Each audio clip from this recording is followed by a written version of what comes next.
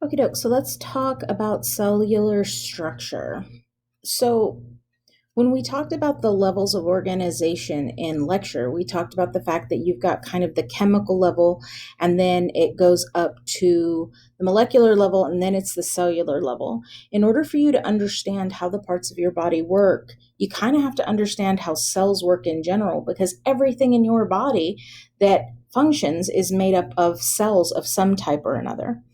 So cells are the fundamental unit of all living things. You can find them in the environment as single cells, you can see them living in colonies, or you can have a complex collection of cells that form a tissue, and that tissue can form an organ, which can form an organ system, which eventually can form an organism, just like what we saw in the levels of organization. So, all organisms are composed of cells. If it's living, it has cells in it.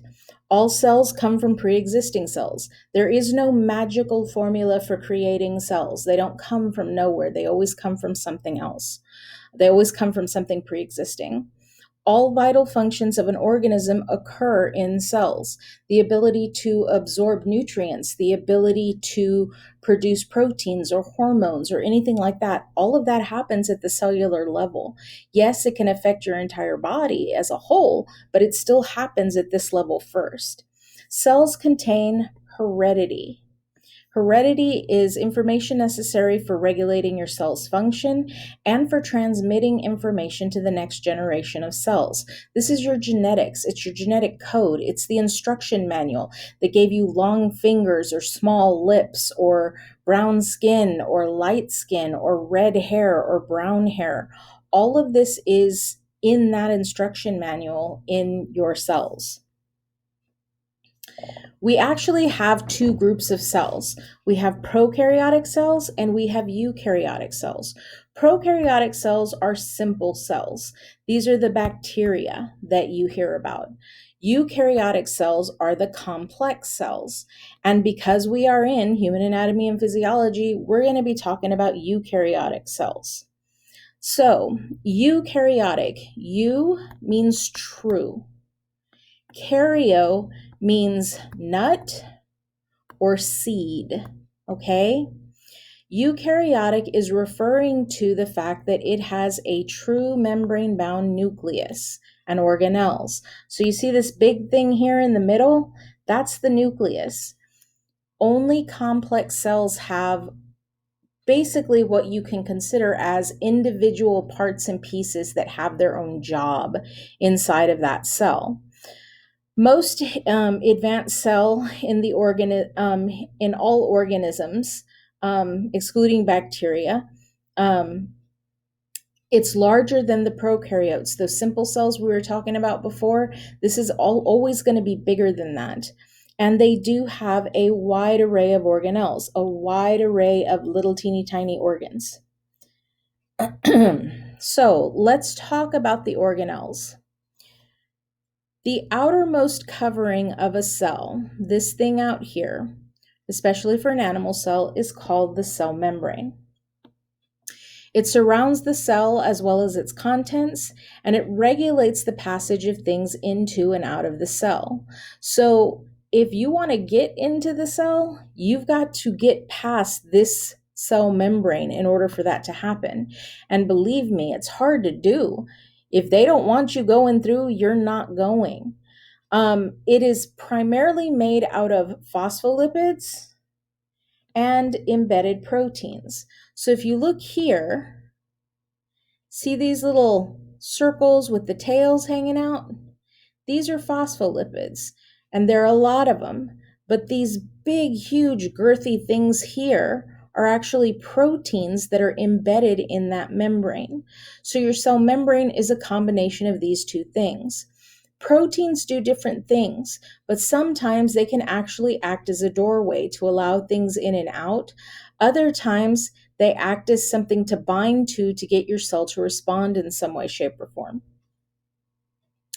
Inside of the cell, all of this gooiness inside with stuff floating inside of it, this is called the cytoplasm. It's basically a jelly-like filling that fills the inside of the cell. The fluid portion of that, the gooey without all of the other floaties in it, let's say if you're talking about a pool, full of water with floaties in it, you'd be talking about the water, not the floaties. That's actually called cytosol. Cytosol is just the gooey without anything else. Cytoplasm is the gooey with everything floating in it. The organelles, those little tiny organs, are suspended in that cytosol. In prokaryotic cells, like I said, there are no organelles, but in eukaryotic cells, you have them. Now the nucleus, that big center nut that I talked about earlier. It's prominent, it's round or slightly oval shaped normally. This is the control center of your cell. Why? Because it controls making things like proteins that are essential for your cell to function, to work properly, as well as to keep its structure, as to keep its integrity. All of the instructions for that are inside of this nucleus. The nucleus itself is made of a nuclear envelope. That's this outer covering here. Okay. And it's got little holes in its membrane. See these little teeny tiny holes here? Things have to be able to go into the nucleus and come out of the nucleus. With that in mind, you have to have basically doorways for things to move, and that's what those nuclear pores are. Internally, you also have chromatin. This is the genetic material. This is your DNA, okay? This is your instruction manual, okay? Also internally, you'll have a dense body that kind of looks like this called a nucleolus, okay?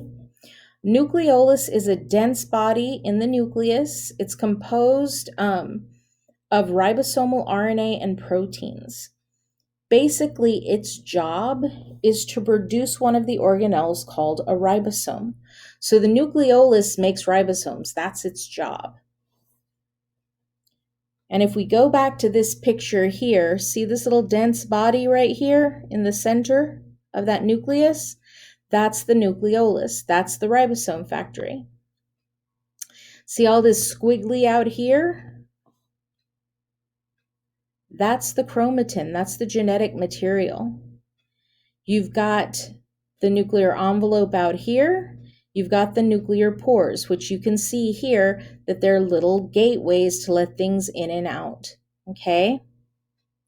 Inside of the nucleus, you also have something called nucleoplasm. The liquid inside the nucleus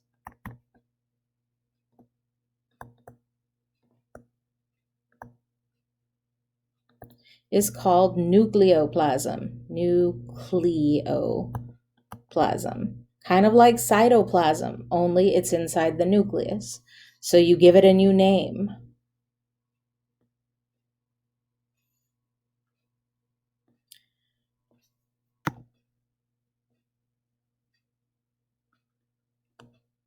Okay. So let's talk about the Golgi.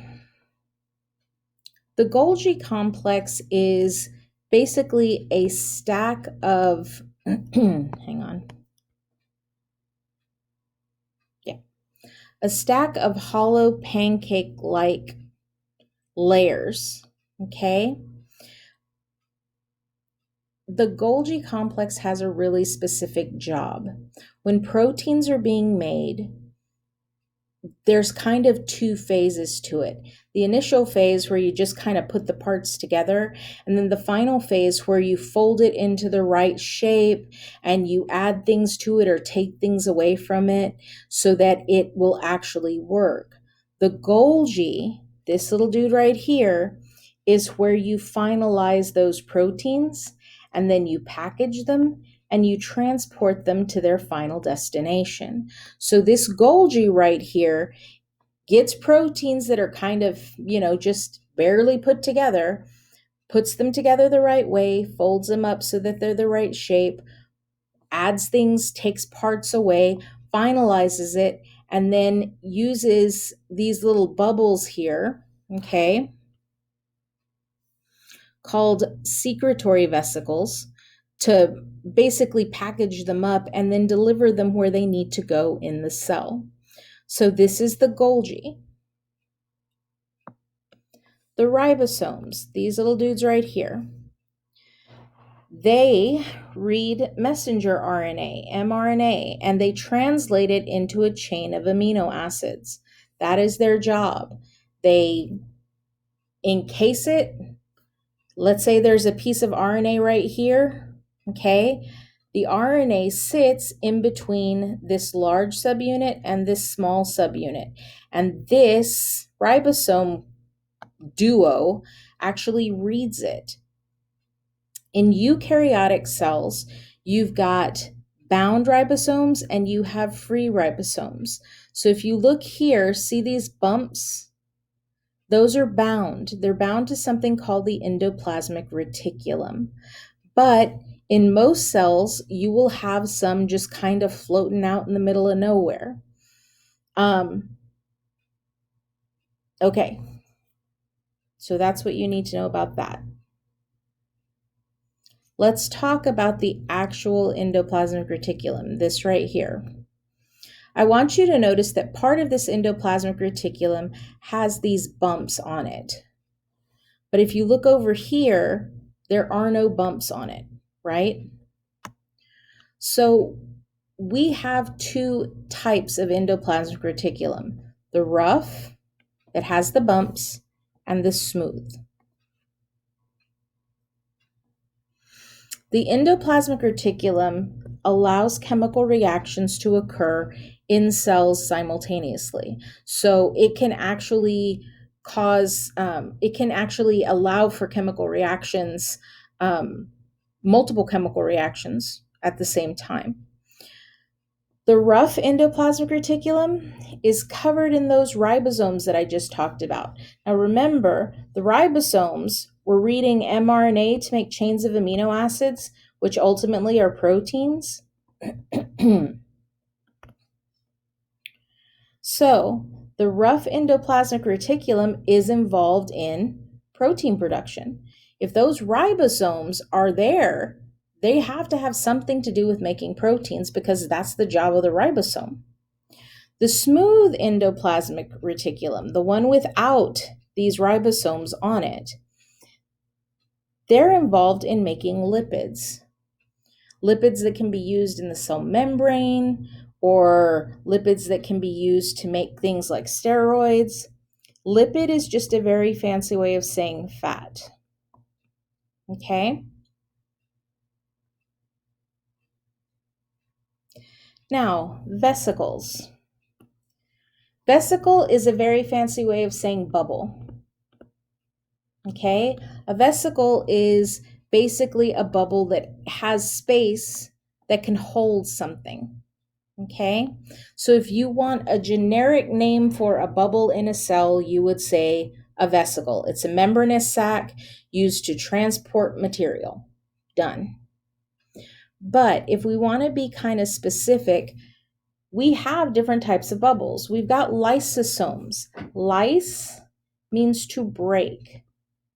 Okay? So a lysosome is actually a sac full of digestive enzymes, things that can break stuff up. And when your cell has parts or pieces that are not working anymore, you'll actually put those parts and pieces in a lysosome. And it helps to basically clean up debris. It helps to kind of break those things down to their component parts. Or in the case of a bacterial invasion, it can actually help to kill the bacteria. I mean, it doesn't matter what you are. If you soak something in digestive enzymes, it's going to end up dying. So if there's a bacterial invader in the cell, it can actually fuse with that lysosome. Well, it can get put into that lysosome, and the lysosomal digestive enzymes will kill it. Another type of vesicle that we have is something called a peroxisome. They are in plant and animal cells both, but what they do is they help to break down lipids as a result of hydrogen peroxide. That didn't come out right. They help to break down hydrogen peroxide as the result of lipid digestion. So when we break down lipids to get energy, when we break down fats to get energy, one of the byproducts that we make is hydrogen peroxide.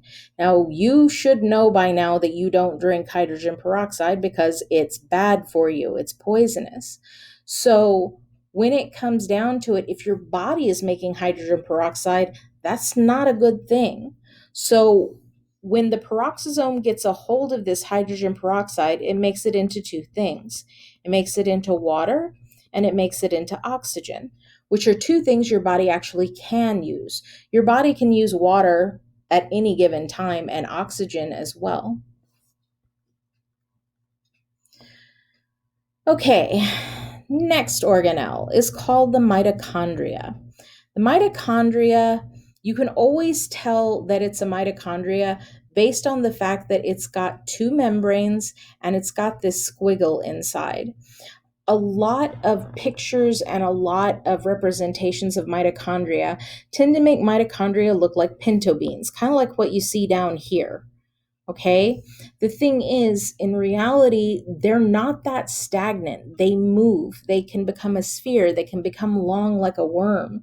But the way that you can always tell them apart is the fact that you've got an inner membrane and an outer membrane. And that inner membrane always tends to make this squiggly inside.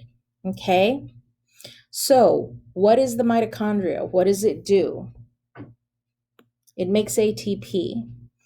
ATP, or adenosine triphosphate, is the fuel that your body uses. It's the gasoline that helps your body to run. People will say ATP, it's energy.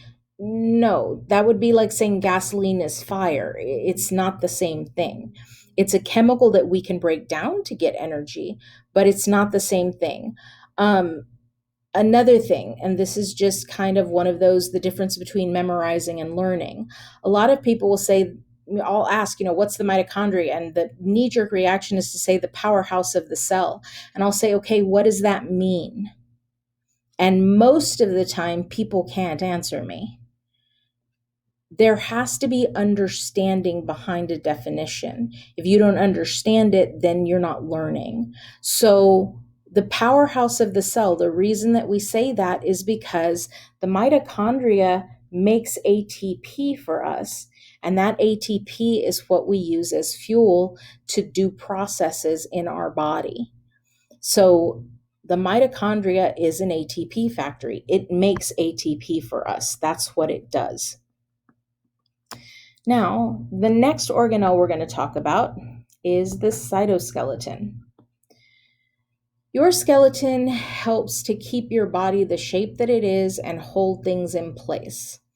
Cytoskeleton does the same thing in the cell. You've got three parts to it: microtubules, microfilaments, and microturbiculae. Microtubules, microfilaments, and actin filaments. We're going to go with that. Okay. Microtubules are exactly what they sound like. They look like tubes. Okay, they look like pipes. Actin filaments kind of look like a string of pearls.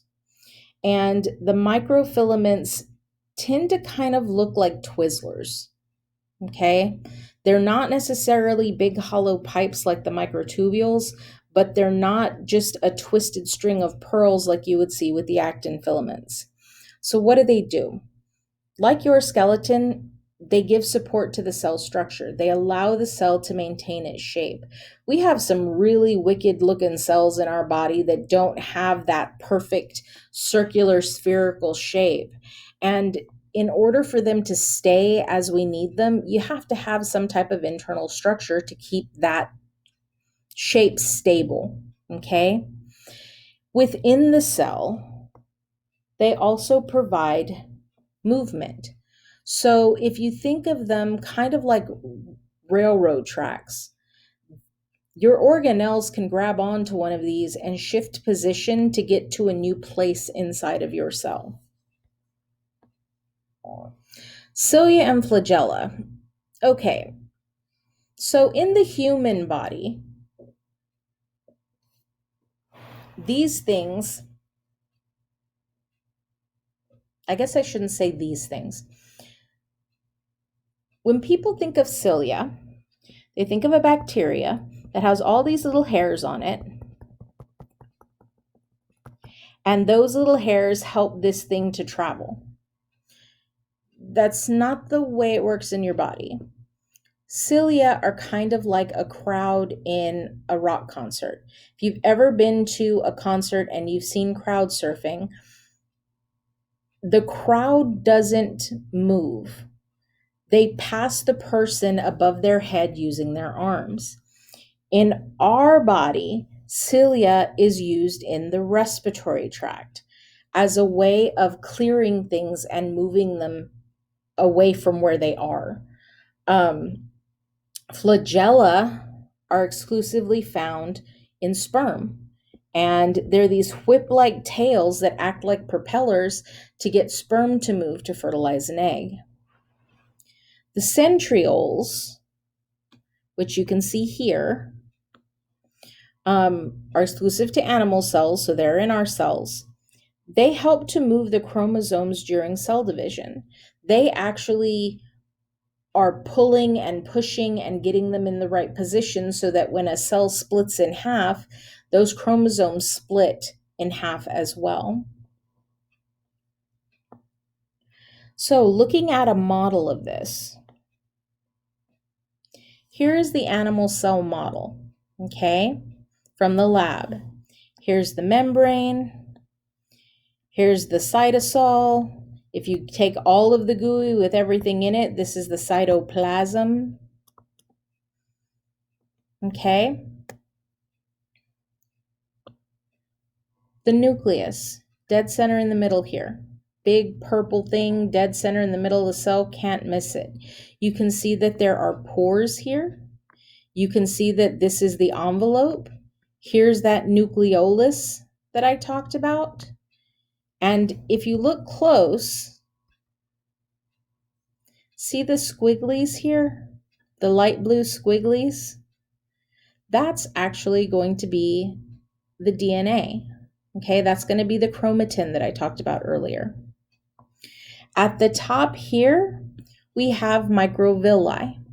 Now, microvilli increase surface area. So if I've got this much room, but I want to have a lot of surface, I can do this with a membrane. If you take that membrane and stretch it out, instead of letting it be wrinkled, let's iron that out. It's actually really, really long. But if this is the only space that I have, by making these little microvilli, these little wrinkles, I have increased the amount of surface that's there, but I haven't actually taken up more space by doing it. That's what these are up here. These are microvilli. They're basically going to be a way to increase surface area on the surface of a cell. Now I want you to notice something. Right on top of the nucleus, I've got this, and it's dark blue, right? That's the color. Out here, I've got something else that's dark blue, right? The color coding, they are the same thing, they just look a bit different. So if you look close, This has these little orange bumps on it. This is the rough endoplasmic reticulum. This is the one with those little orange dots that are the ribosomes. Remember that ribosomes are on the rough endoplasmic reticulum. Now remember what I said, you've got bound like this, or they may be free floating. And if you look here, right here, whoops, see those? And these down here, these are ribosomes too. They're just not on the endoplasmic reticulum like what we have over here. Now here, same color, right? It's that same dark blue. So technically it is the endoplasmic reticulum. What's the difference? Do you see any bumps on it? No. So this endoplasmic reticulum is the smooth endoplasmic reticulum. Instead of being rough because it's got ribosomes on it, this is the smooth endoplasmic reticulum. You can always tell when something is something in particular, whether it's cut in half or whether it's whole, whether that shape is whole based on color. So if you look over here and over here, you'll notice that I've got more endoplasmic reticulum. How do I know it's endoplasmic reticulum? Because it's that same dark blue color. It's color-coded that way. Coming out of the smooth endoplasmic reticulum, I have these little bubbles. Remember what we called bubbles before? Vesicles. These are transport vesicles, and they're basically transporting from either the rough endoplasmic reticulum or the smooth endoplasmic reticulum to this guy right here. Notice that it's a different color, so it can't be endoplasmic reticulum even though it looks like a stack of pancakes. This is the Golgi apparatus. This is also the Golgi apparatus. How do I know that? The color. You've got red, it's the Golgi apparatus. Now remember, the Golgi apparatus is going to be the thing that finishes proteins up, packages them, and then ships them where they need to go. So these little vesicles out here are the secretory vesicles. They're going to secrete that product, that protein, or ship it wherever it needs to go. Down here at the bottom, I have a couple of other vesicles. I've got these yellow vesicles, and I've got these white vesicles. And you can see there's a split open yellow vesicle there, okay, up here. The yellow vesicles are those lysosomes we just talked about. The ones that if I've got a broken down part of the cell, I fuse it with the lysosome and it breaks it down so that I can get the component parts out of it. Peroxisomes, we also just talked about, and those are the ones that take hydrogen peroxide that is created from breaking down lipids, and it makes it into oxygen and water. So these little white bubbles are going to be peroxisomes.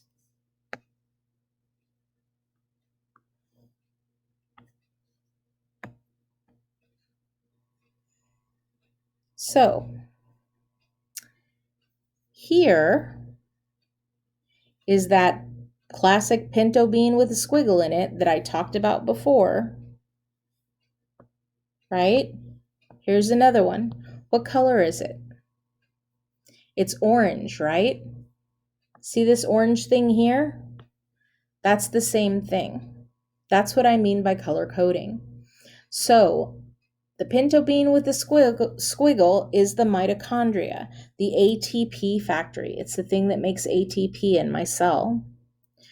As I said before, you've got the free-floating ribosomes up here, down here. The gooey is the cytosol. And these two things right here are the centrioles. These are the things that help us when we're doing cell division, that move our DNA around so that it can be divided equally. So just another angle. You've got the microvilli, secretory vesicle, Golgi, transport vesicle, smooth endoplasmic reticulum, rough endoplasmic reticulum, the lysosome. This is all cell membrane. The peroxisome, the nucleus, the mitochondria, Golgi again, the centrioles.